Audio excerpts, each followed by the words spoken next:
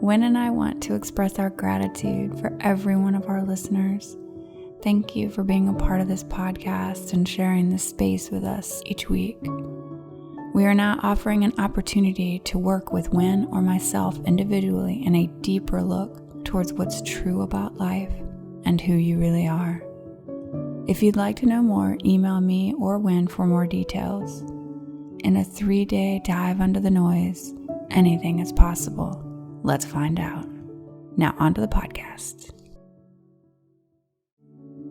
Welcome. This podcast is an exploration into being human and what's possible when there's less attention on the noise in our heads. Warning. While listening to this broadcast, you may experience moments of deep peace, sighs of relief, personal insights, or long stretches of dead air. Do not be afraid. This is normal. Under the Noise with Wynn Morgan and Kate Roberts. Welcome to Under the Noise. I'm Kate Roberts. I'm here with my co-host, Wynn Morgan. Hi, Wynn. Hello, Kate. How you doing? I'm doing well. I'm wondering how you're going to fit your injury into this episode. Like, it's show up in this episode. I just know it. I don't know how you're going to slip it into the conversation, though, but I know it's coming. What do you mean? Ask the people who have heard the last maybe 4, and you'll know exactly what I mean. Really? It'll come up. It'll happen. Well, you brought it up today, so I'm off. Why don't you go ahead for the people watching on YouTube? Just show it. Let's get it. Yeah, there you go. Still on. Done now? Should we talk about something? Nah, maybe. You actually had an idea, Wynn. And it would be totally fine if your injury came up for sure into the... How confused you look. Jeez. There's so many other things I could bring up and milk as well. And you can fit in how I sound like a squirrel, and we'll go from there. Yeah, Kate did confess very recently to me that Kate thinks she sounds like a squirrel, and I think she's crazy for thinking that she sounds like a squirrel. But then I thought, I'm going to tease Kate about the fact that she thinks she sounds like a squirrel. I'll do that at some point. But I'll do that in good time when you don't expect it and when it might actually be humorous or mean. I'm sure. Yeah. And it'll come with this beautiful Wynn voice. A non-squirrely voice. This perfect, deep British voice. Serving me my squirrely voice joke. Yes, it'll be perfect. Delivered perfectly. See, you're trying to figure out how to fit it. No, because you can't force that in. It has to be in the moment. It have to be.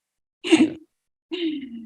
But you did have an idea about what we were going to talk about today. Well, I did. And the reason is in the last week or so, in talking with a few friends and catching up with them, a few of them have been saying, now it's a new year, I need to find my purpose in life. And then another one said, yeah, well, I think that's my problem.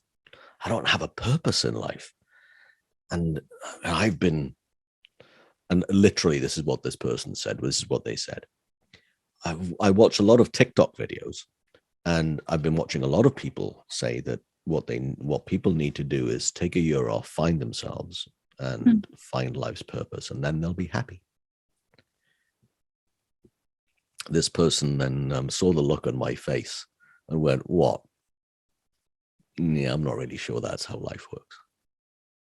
Which bit? 2 or 3 things in that comment. And I don't know if that's what these videos were saying. I have no idea. Okay, so it's kind of like third party. But the bit that I find interesting,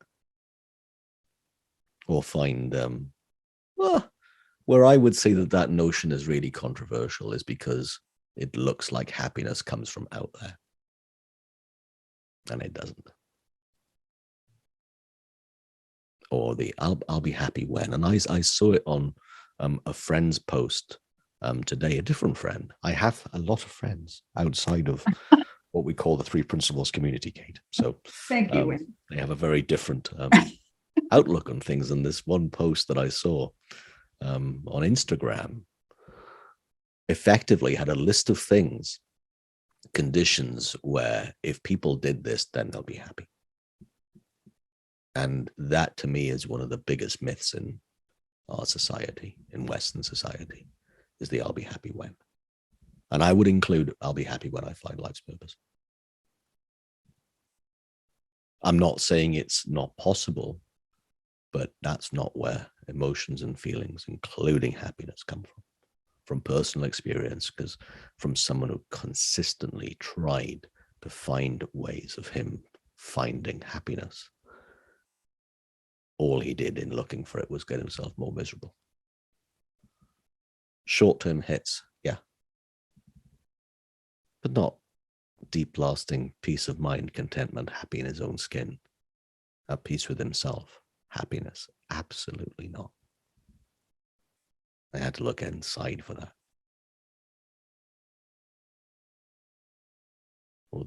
Or I would say it maybe even slightly differently. The inside found its way out to help me get more peace of mind and peace with the notion of being alive as a human being. I'd go that deep for me. And I know you and I have talked about that in my life before. Not life before, I don't mean past life and stuff, but I mean, in this life before, this conversation found me. But I also, to that point, this conversation found me. I also tend to think that purpose works that way too. Purpose finds us as opposed to us looking. We tend to trip over things.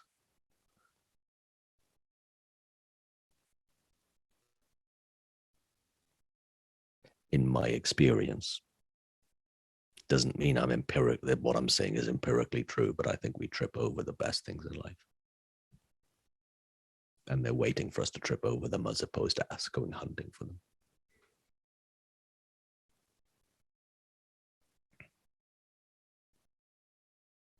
them. A friend and mentor said a while ago, I'm going back probably 10 years when I first heard him say this. And this is George Pransky. He said, things like goals and ambitions and New Year's resolutions and etc. and purpose. Well, I've got a notion about that, he said, because a lot of us, we shoot our arrow towards a target. And if we miss or we hit, that determines,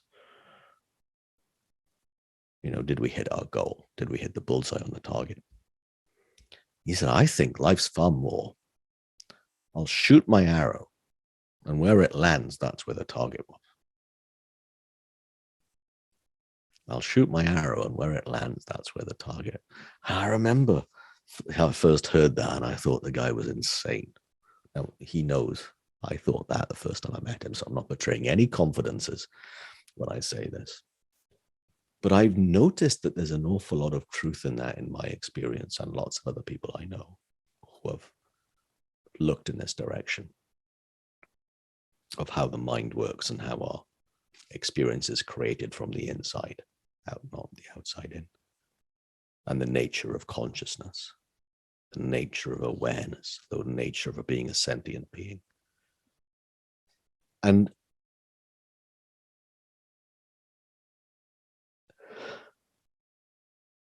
it just looks so true to me.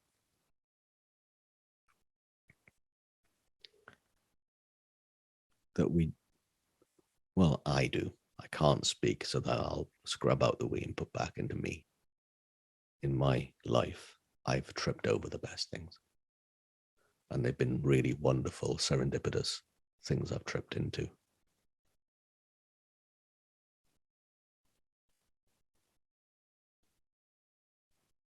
And one way I remember another one of my mentors and someone else who's been on this program with us in the past, Michael Neal. I remember quite a few times in early January, he does an exercise with groups. And I remember the first time he did it when I was in one of his groups. I'm going back well over 10 years now. And talked about how many of the best things this year have been things you planned at the beginning of the year. And he would make every one of us just like get quiet, close our eyes, and for 5 minutes, think of the 3 best things that happened to you in the last 12 months. And once you've got those really straight in your mind, how many of those did you plan as a New Year's resolution or a thing you would do in January that would be so cool during the year? And not one person out of a room of 60 people said, yeah, they correlate. Not one.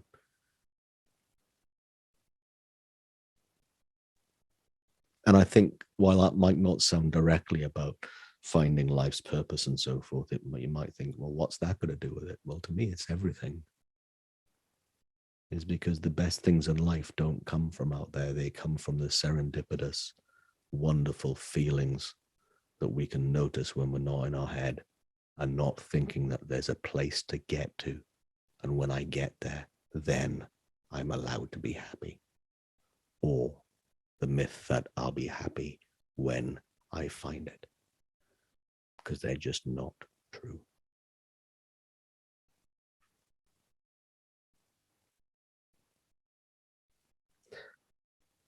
So that's my opening story of how it looks to me right now in January 2023. I don't know what you think or what you heard or reflections on that, Kate.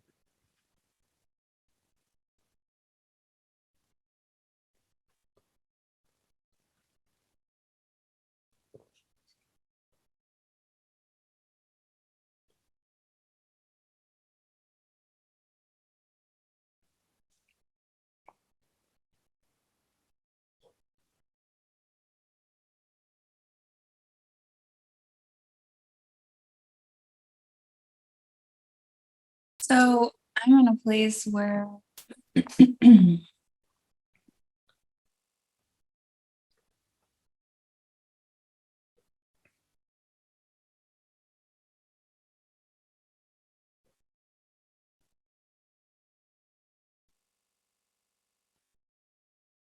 where I have absolutely no idea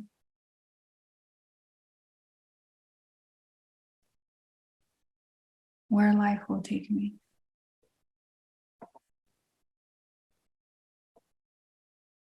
Work-wise, I guess.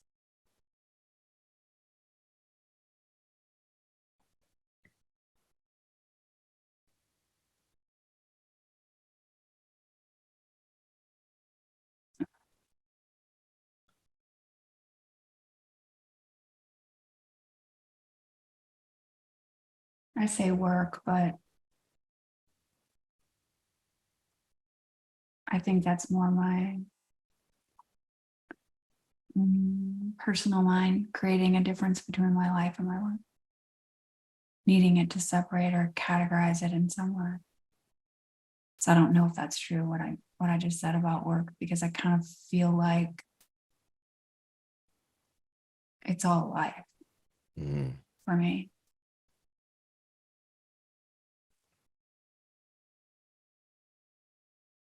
But I'd heard my stories in my head about what I should be doing and what I haven't done and what will give me value as a human being.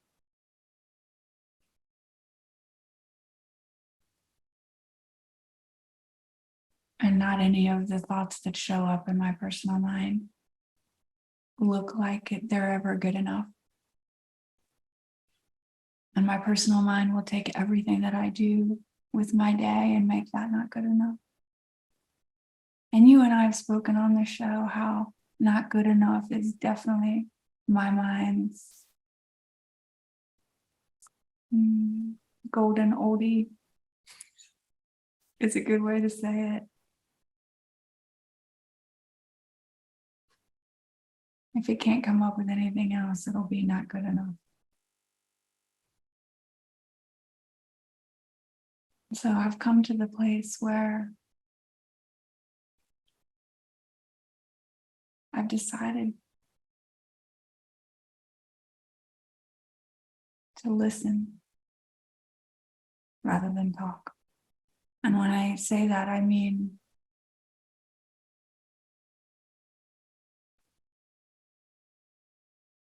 like I can hear my chatter about it, the next step or what it looks like. But I don't necessarily have to go where it's taking me or even believe it, but just come back to a place more of listening.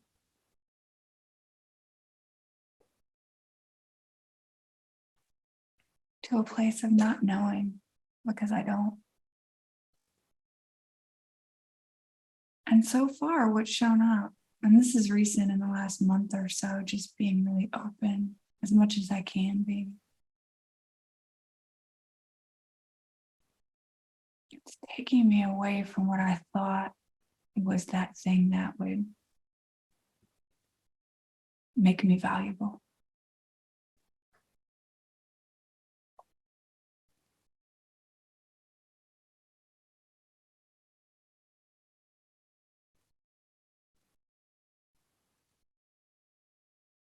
And I think I'm going to follow it because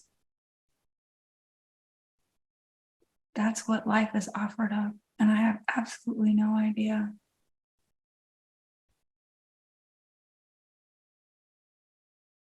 where it'll take me.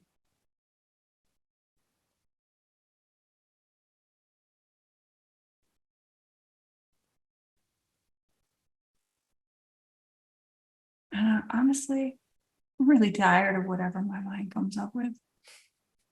Its judgments and ideas.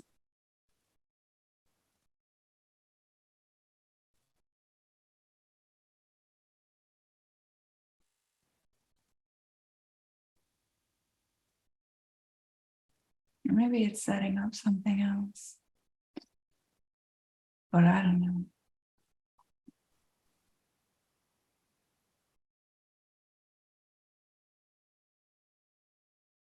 But when I come back to that space,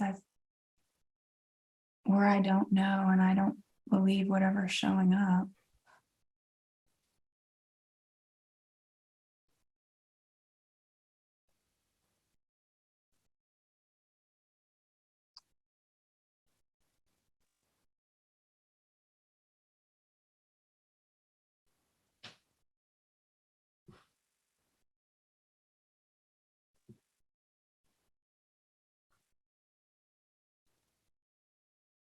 and it surprised me really because what I found when I come back to that place is enoughness.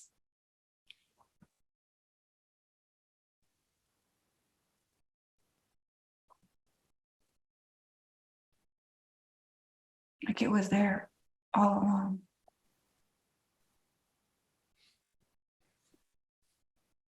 And I missed it for a long time.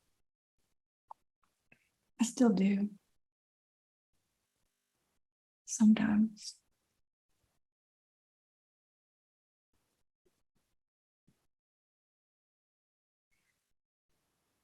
I was watching this movie. It's actually one of my favorite movies. It's called American Beauty. Have you ever seen that? Yeah. Well, there's a quote in there that he says when things start to change for him, even though it's creepy and weird.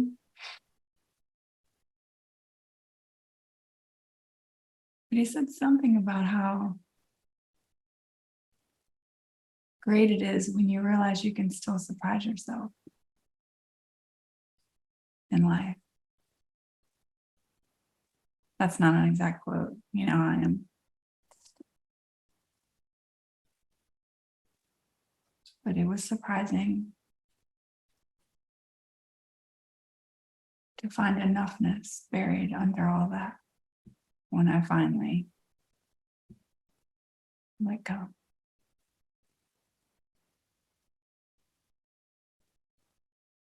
So I'm no different than your friends where I really thought there was this thing that I had decided what it looked like, and I just need to get to that. And then, whatever. So I'm in this new place now, and not sure where life will take me on that. Mm-hmm. What it looks like.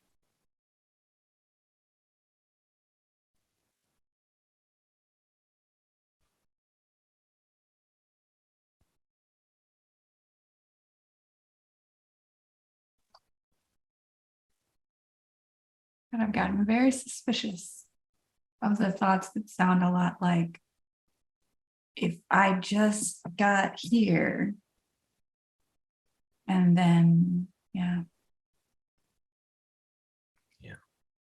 Because as soon as I start down that path, it takes me away from the present moment.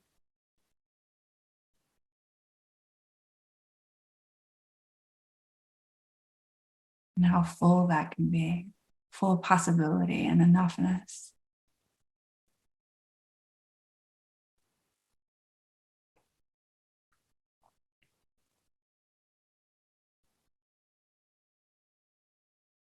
And I've run from not knowing a long time.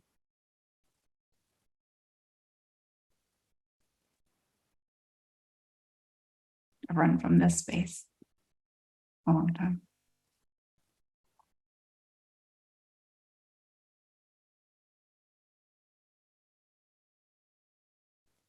Thanks, Kate.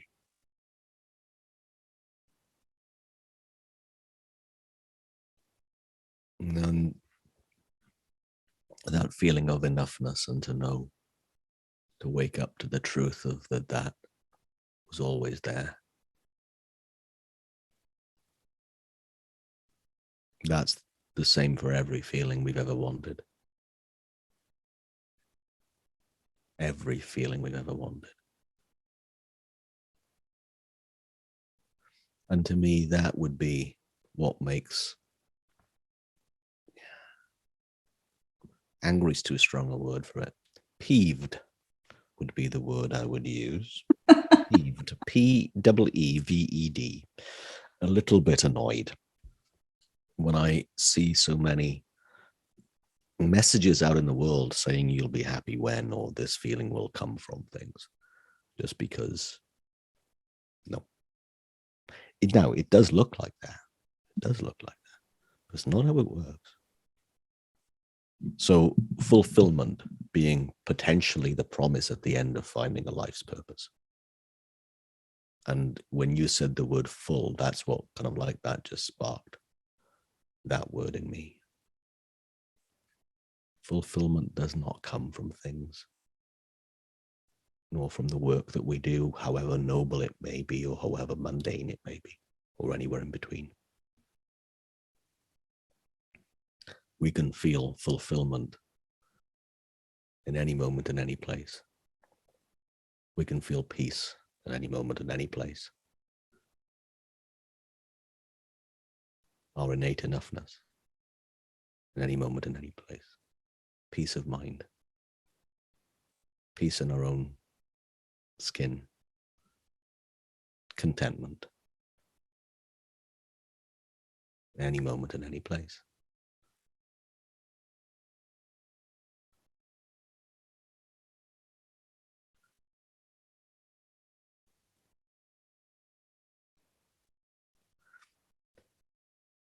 We've had to see that for ourselves.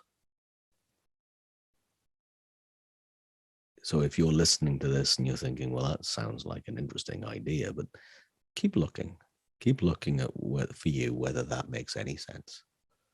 Because when that's seen, and really seen, not just seen kind of intellectually, oh yeah, I see that, but a deeper knowing of that.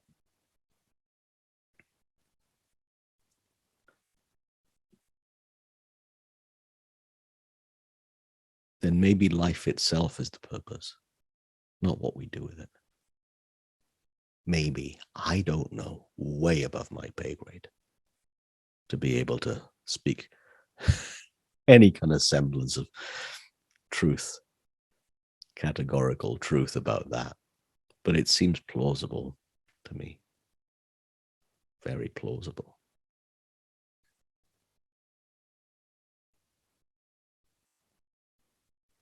There's an astrophysicist called Dr. Brian Cox, who I enjoyed his TV shows, but didn't think particularly much of him and his presentation style. And until about 6 months ago, when somebody sent me a video clip of him talking about, he said something like, I find it really funny when people say they want more from life. Because I look at them and I think, you're a bunch of random atoms into molecules that's gone through at least 2 supernovae, 2 exploding stars, to be formed into, the atoms that you're in. And 14 billion years ago, you came from this rapid expansion of the universe out of nothing, and this random bunch of atoms, and then there's energy, and then you know that you're alive. And here you are, spinning on this little rock that's been around for 4 billion years, going through space at countless many miles an hour, only held onto the earth by this thing that we don't really understand, by gravity. And you get to feel things and you get to live things, and you want more. That was the most clear thing that I heard him say, and it really spoke to me when I saw that. So thanks, Matt, for sending that. Matt Roberts has also been a guest with us during the last year. But that's just what's come back to my mind now about what we're looking for. What we're looking for, we've already got. We just don't see it. And it never came from out there. So looking out there to find what's already within is just a totally wrong direction. Do it. Have fun. I mean, I happen to adore what I do, but I found it by accident. And, follow our nose, and where the arrow lands is where the target was. Meanwhile, the best part of every year were the things that I never planned.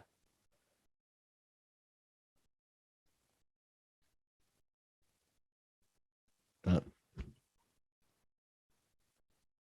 speaks a lot to me anyway.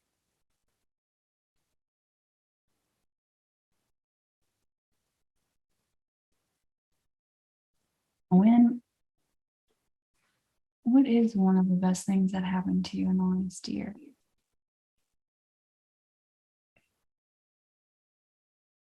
I wish I'd have thought of this before I opened my mouth about this.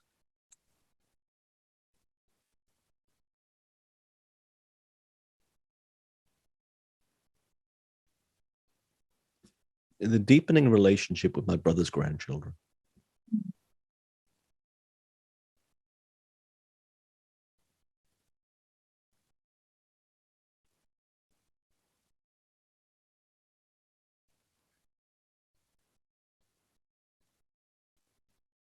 And as we speak, boy Jet's 4. He'll be 5 in the summer. And Violet turns 6 next week at the time of recording. And I got to see them a bit over Christmas. Well, actually, in 2 days over Christmas, I got to see them. They visited my mother's house, their great-grandmother's house. And we went to the cinema, which is becoming an annual event. Me and my niece, their mother, and the 2 of them, 4 of us, we just go and see a Disney movie, or a child-friendly movie. So that would be one of the things I've noticed. That's a general theme, I suppose, but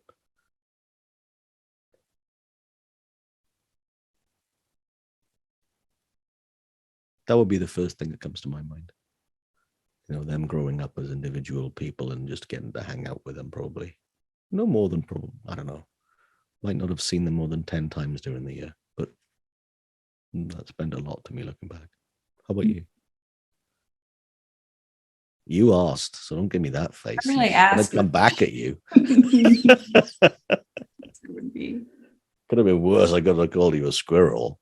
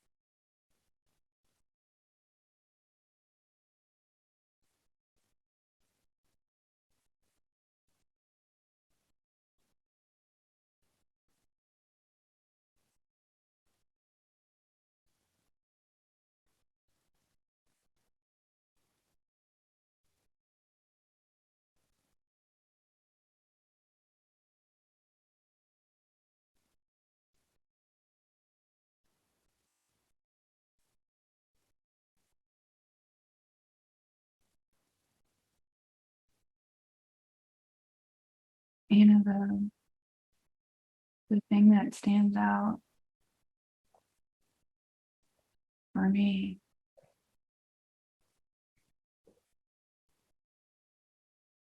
interestingly enough is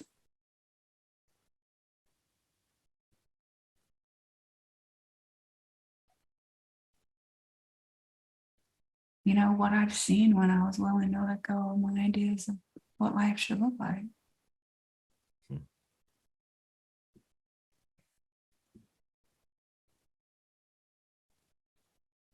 didn't do anything for that.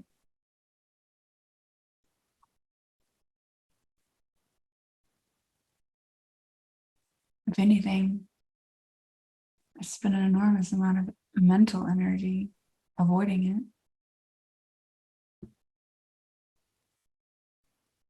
thinking I knew what was on the other side of that.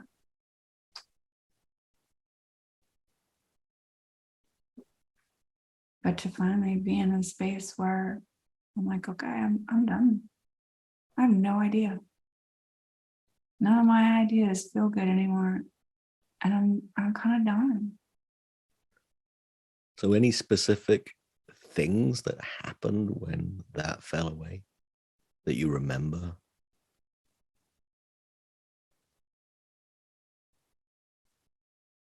Well, there's a weight that comes with those things when you think you know.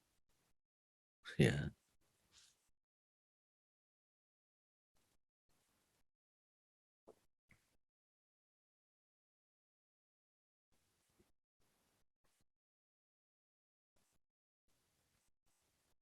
And what life is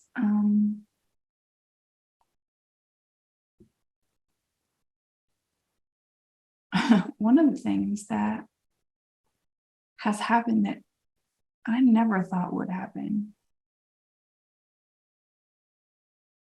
was this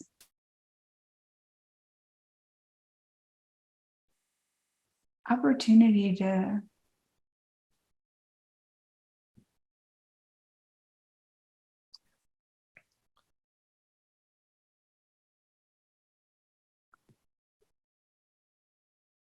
see this new version of my father. He's not well.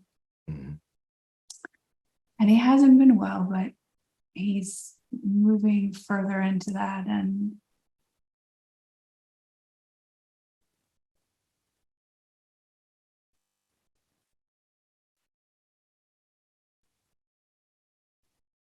I've never seen him more content and peaceful and childlike.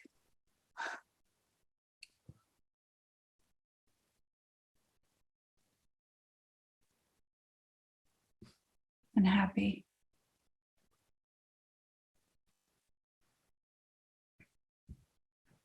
And that is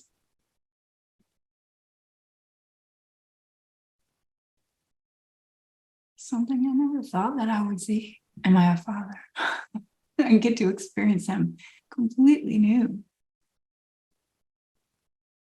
I don't know how long he'll be here, but that's not anything that I thought. I couldn't have planned that. I never saw him go out that way, like in my mind, like when I imagined. So it'll be interesting to see what happens, but I get to be with him in this new way.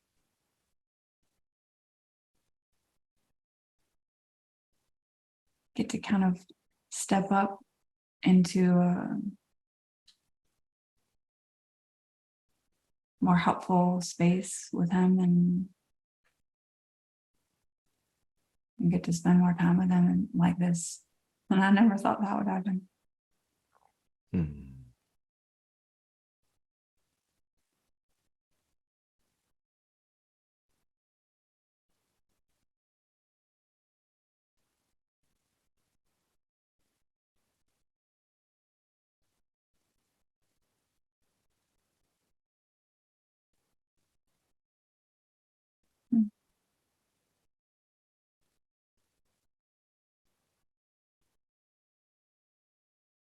Beautiful.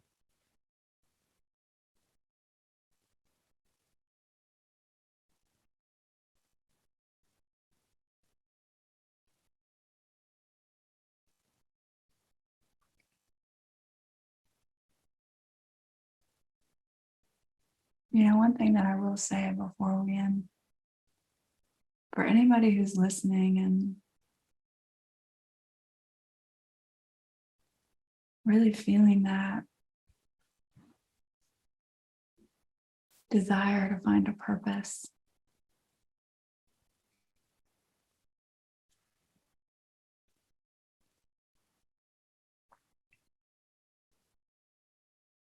you know, sometimes life can surprise us.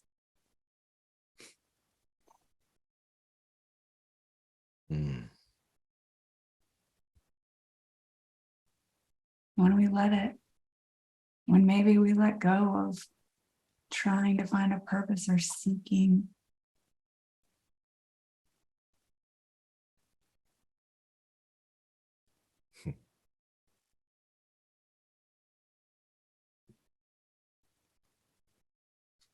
Yeah. I mean, if it's true that there is such a thing as a purpose, I'm pretty sure it would find us.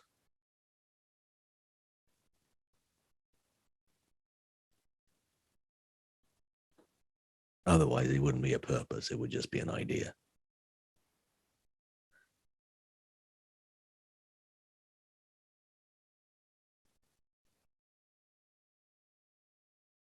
There is a possibility to be surprised by life. Oh, yeah. I believe that.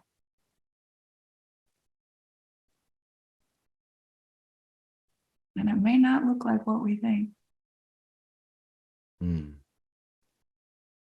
it might be, let me just take a year off and find myself, right? Don't listen to any other form of the ideas that we might have been sharing, because we don't know. Nobody does. It's the same as the right answer to life is turning left. We've no idea. Sometimes it's straight ahead, sometimes it's a U-turn, sometimes it's turn right. We don't know.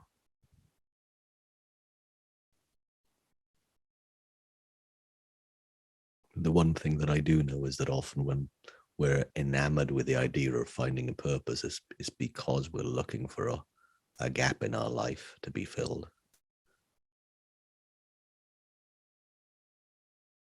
And somewhere along the line, we're going to realize that the gap was never there.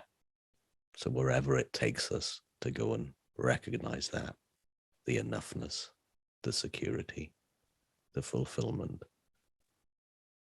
Let's go play until that reveals itself, often in very surprising ways, going exactly to what you just said.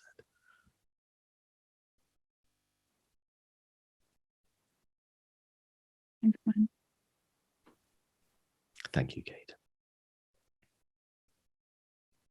Lovely as always to chat with you. And I hope you listening have also enjoyed this episode. It's been 2 years now, 2 years this week, that we started this, and I want to thank you for listening to however many you've listened to, and please keep your feedback and your ideas coming. We always love hearing from you. Our ways of getting in touch with us are coming up in a moment. And we wish you a really lovely week. And speak to you soon. Take care. Thanks for joining us. We'd love for you to subscribe, rate, and review. If you have a topic or question that you'd like us to chat about, email Win or Kate at win@winning.co.uk and kate@katerobertscoaching.com. Until then, enjoy what's possible under the noise.